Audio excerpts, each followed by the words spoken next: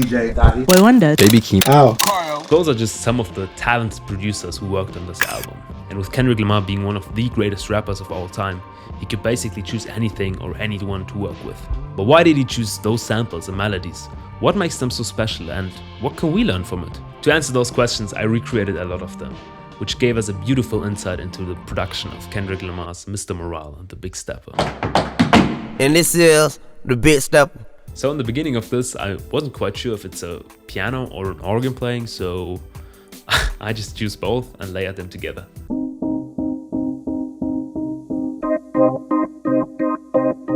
The first effects, I put on a lot of stuff in this video.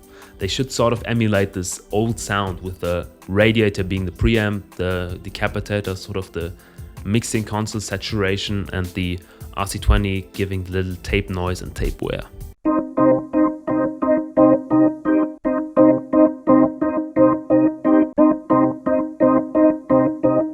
Also, to enhance this, I added a tiny bit of room reverb to basically anything. Then there's also the EQ taking out the highs. Taking out the highs. Taking out the highs again. The rhythm section of the song has a interesting kick pattern. And then there's just a simple hi-hat layered with a really quiet shaker. And you guessed it, again, taking out the highs. And to finish it off, we have this bass part.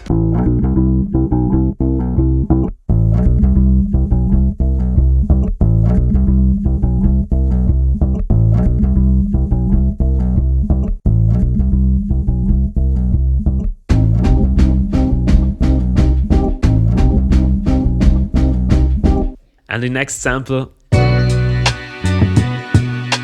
probably the coolest remake I've ever done. In this sample I used addictive drums with this kind of processing to get the old drum sound.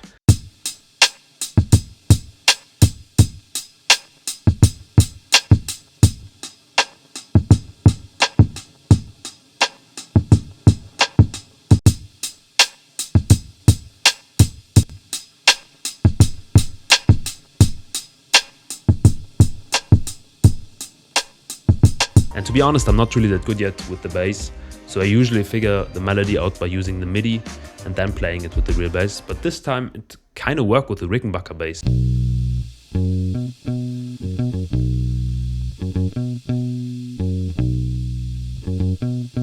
So I just used all of those effects to finish it off.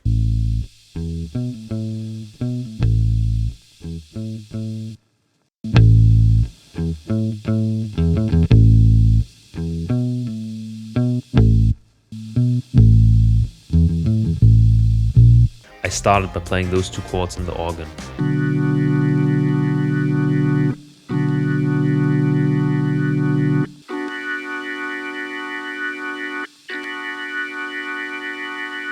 Pretty soon after that, I noticed that it was feeling kinda empty, but then I remembered the tip Elha gave us in the last video: layering. And after that, I just started throwing in random sounds until I found a combination which worked really well.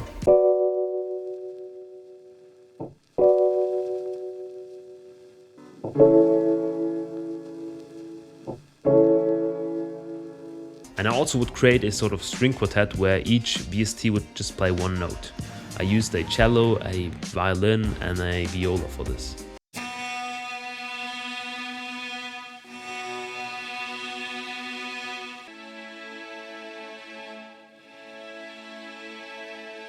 And even for the melody, I had to layer the electric guitar with a flute underneath it.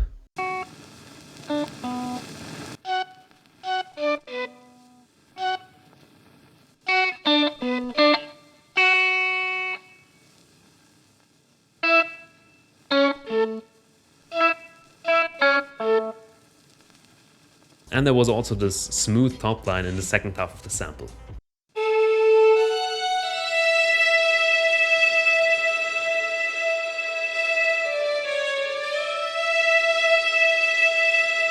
But when I listened to everything in context, it felt like it wasn't really there yet. So I rendered the melody out, pitched up an octave, and really saturated the highs around 3-4K and mixed them in a tiny bit.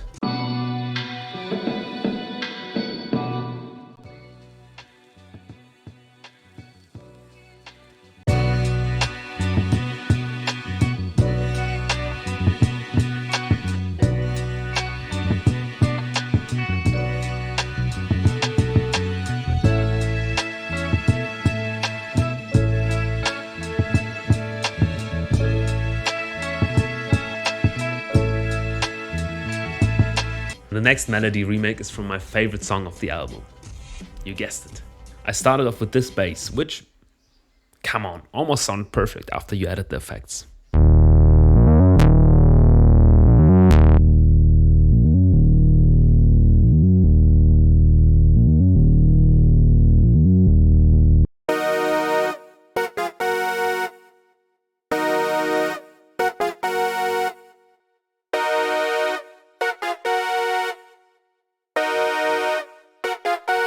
Then in the second part we have this beautiful piano melody.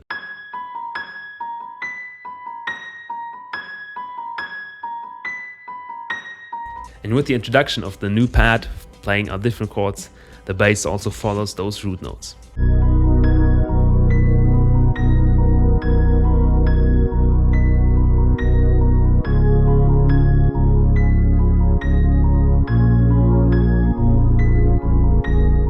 Then the third part of the melody is very similar to the first one, just with some stuff cut out so that Kendrick and Baby Keem could make the hoo-hoo. And in the fourth part, the only new thing was this reversed lead.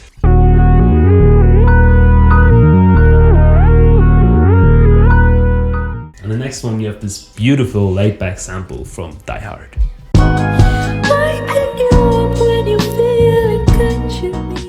I started by figuring out the chords, and just like in the previous one, I had to do a lot of layering to get the sound.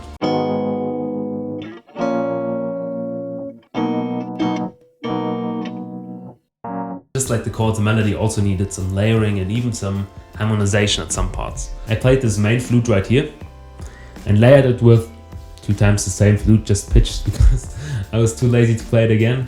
And then I also layered this string part in here.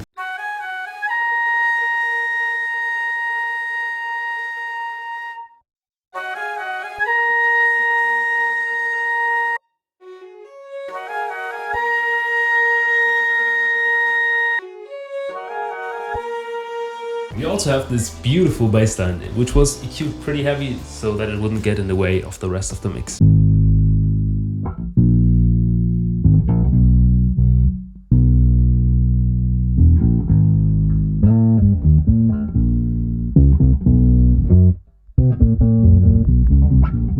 And to finish it off, I added those drums.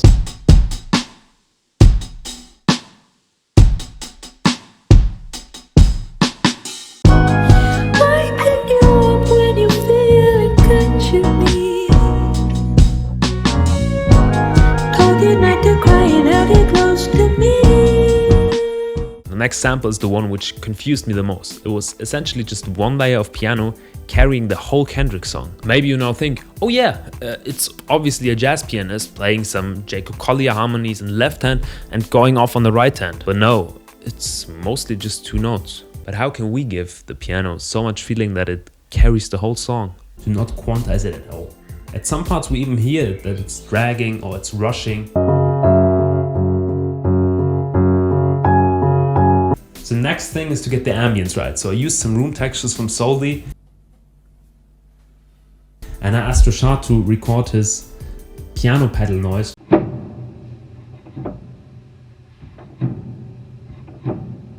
And after those couple of effects, it sounded pretty close.